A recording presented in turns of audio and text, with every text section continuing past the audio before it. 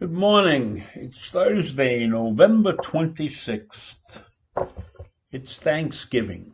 Today we celebrate Thanksgiving. Now this started with the Pilgrims in 1621, and they were celebrating the fall harvest, which I assume at that point in time was a good one. But what makes Thanksgiving great is that it's a positive holiday.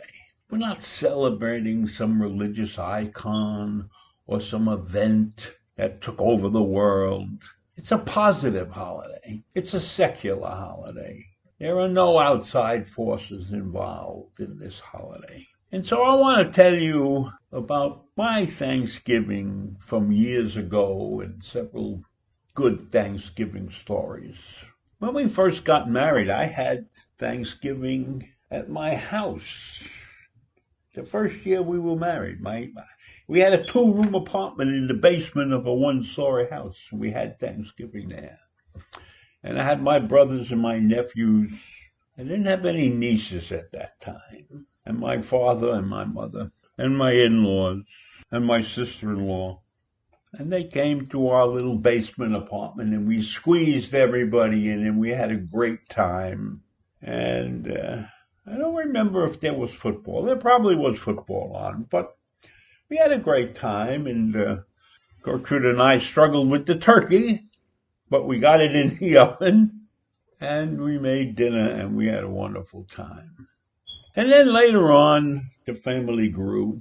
My sister-in-law got married, and her husband was a gourmet chef, and Thanksgiving became his holiday. You know, we could do Passover or some of the other holidays, but when it was Thanksgiving, that was his holiday because he loved to cook. And they lived in New Jersey, Teaneck, New Jersey, for many years, and later on in Fort Lee. And all the kids would come there, nieces, nephews, my brother-in-law's cousins, and it was a wonderful day. There was only one problem that we ever encountered, and we encountered this almost every year, was the traffic from Smithtown to Fort Lee, New Jersey, or to Teaneck, New Jersey. And then after 2 or 3 tries of this horrible traffic, because I left about noon, I told my brother-in-law, I am coming at 10 o'clock in the morning because there's no traffic, and I will help you out with the cooking and everything.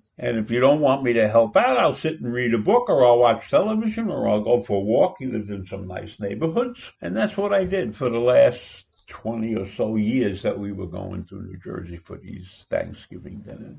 And then my son got married to a beautiful woman and a great family. And her father was one of 11 children. And we were invited to their Thanksgiving one year. I don't know how many cousins and nieces and nephews were involved, and brothers and sisters of my son's father-in-law. But they had a great Thanksgiving, and they always rented a hall in a community center or some such place that they could fit all these people in.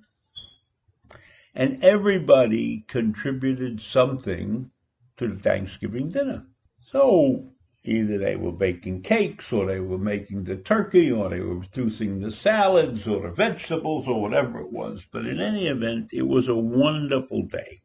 And that day continues to today because the uncles and the aunts have gotten too old or have passed on.